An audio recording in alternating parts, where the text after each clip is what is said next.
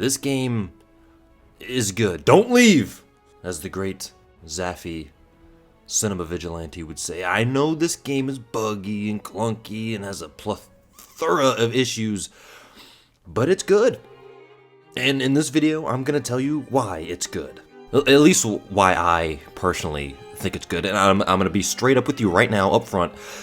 95% of why I think this game is so good is because of the good memories and the nostalgia that this game gives me, and I don't care.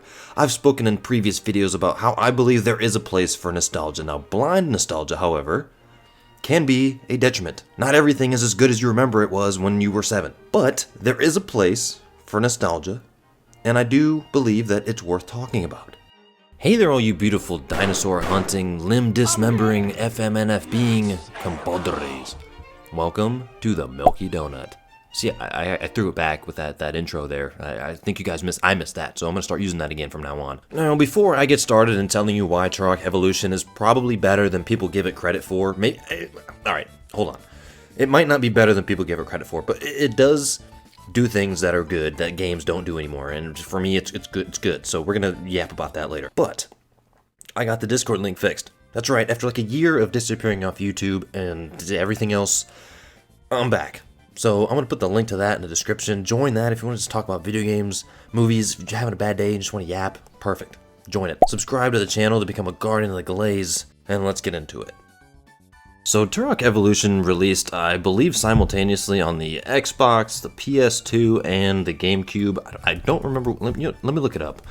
When did Turok Evolution release? Okay, let's see. August 28th. 2002. Wow. I'm old. Nothing like doing your research at the last minute, you know what I'm saying, but that doesn't matter. I remember going to GameStop with my dad and seeing this game on the shelf.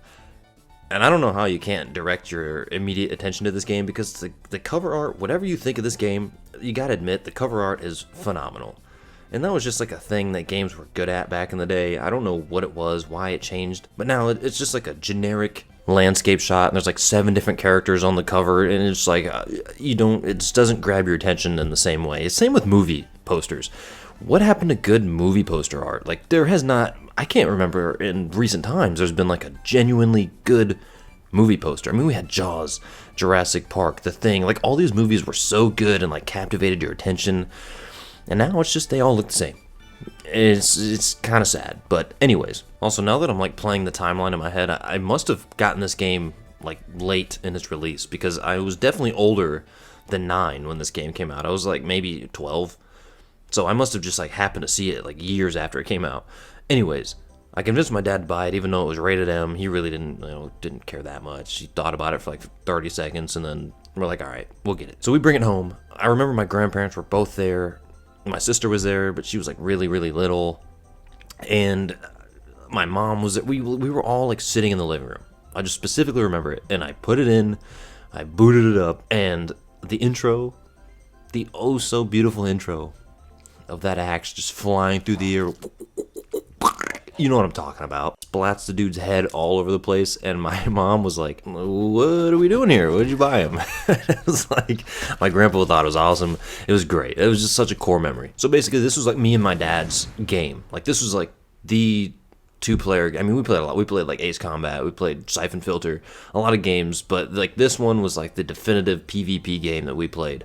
And to be honest, I don't even think I finished the entire story, because all we did was play multiplayer. I played maybe halfway through it, and then we would always get sidetracked and just end up playing PvP. That being said, this game has, with its flaws, phenomenal PvP gameplay. It's like the weapons, the fact that every weapon has like a secondary mode where you can just switch it over. Like, I remember that like ray gun thing, if you switched it over, it would like lock on. It had like a lock-on mode. The shotgun had like that machine gun that it turned into. It was so good, and I remember just happening to figure out that you could do that because I had been using the same weapon for like 2 weeks, and then I just happened to hit I believe it was the left or right D-pad button on PlayStation, and my gun transformed, and I was like, no way. It was such a cool thing, and just not even that. Just like when you first play the first level, you can walk up to a Stegosaurus, and you see this little thing floating on the 3 pillars that you can walk. It was just something about this game. I don't know if it was because there was dinosaurs, and we were little, and like you just can't go wrong with dinosaurs. And then you mix that with the concept, which I know this game is based off of I believe it's either a comic or a graphic novel. I believe it was a graphic novel series, but the concept of like a futuristic yet prehistoric setting is just so cool. I mean, I've said it. I just said it in my last video about Crimson Desert. I love an old setting with high-tech stuff. I don't know what it is. I just like that. And the movie 65, when that came out, when I saw the trailer, I was like, dude, this is like a live-action Turok. I hated that movie. But that doesn't matter. That's a whole different thing. But I love the setting, and I always just thought it was cool that you have these high-tech weapons and these like dinosaur human hybrid things, and it was just like, it was such a cool thing. Now I get it. This game has like it has like floaty aiming, weird movement acceleration, camera fighting you at the whole time. It's platforming sections are terrible. The pterodactyl flying is one of the worst things ever put to screen on a video game ever in the history of video games. I get it, but it is kind of fun. I mean, if FMNFB is not lodged into the deepest part of your brain, I mean, I don't know. I feel like it's stuck in a lot of people. That's one of the only cheat codes I like have just committed to memory for no reason. I never tried to remember it. I just remember that one for some reason. That and Zoo. Those two, out of every game I played and used cheat codes, those two just stuck in my brain, and it must be because I had the most fun using them. I mean, it would like make you question your own morality, doing Zoo, and you're like, obviously I have to like shoot these. I mean, do I?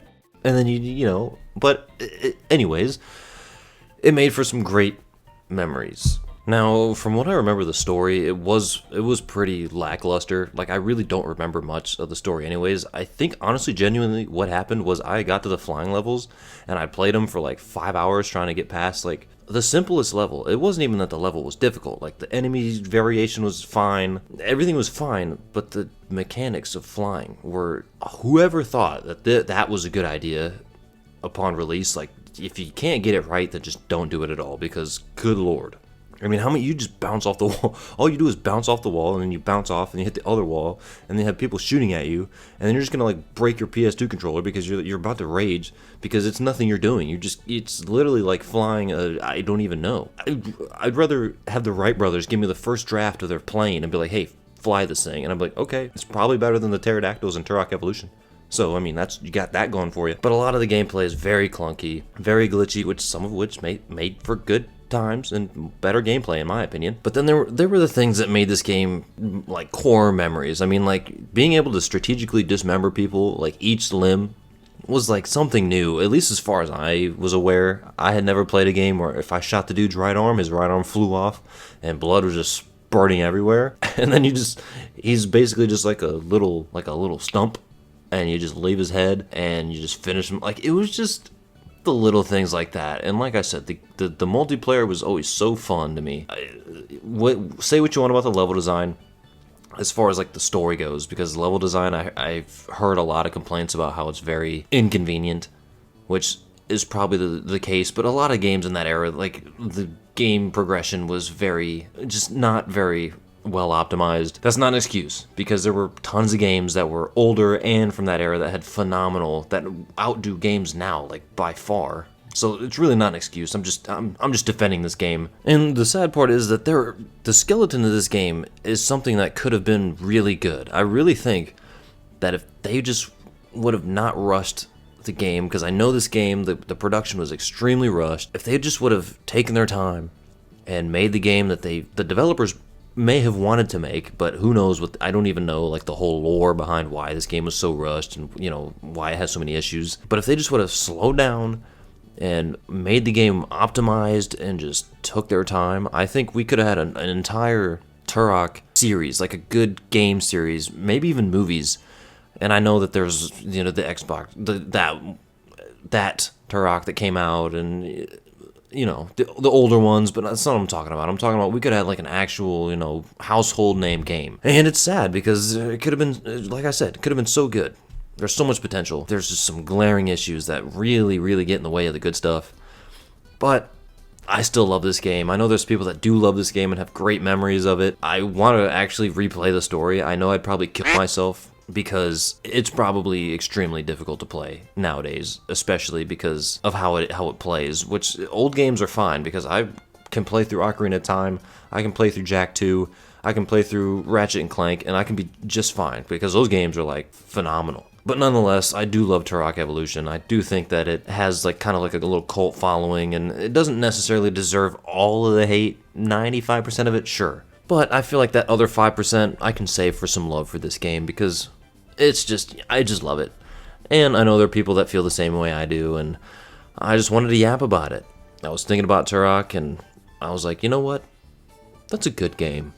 I had some good times with that game. But that's all I have to say about Turok Evolution. Let me know in the comments what your thoughts and memories are on Turok.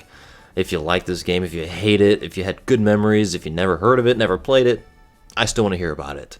Remember, don't forget to subscribe to become a Guardian of the Glaze. Check out the link to the Discord in the description below, and I'll see you next time on the Milky Donut.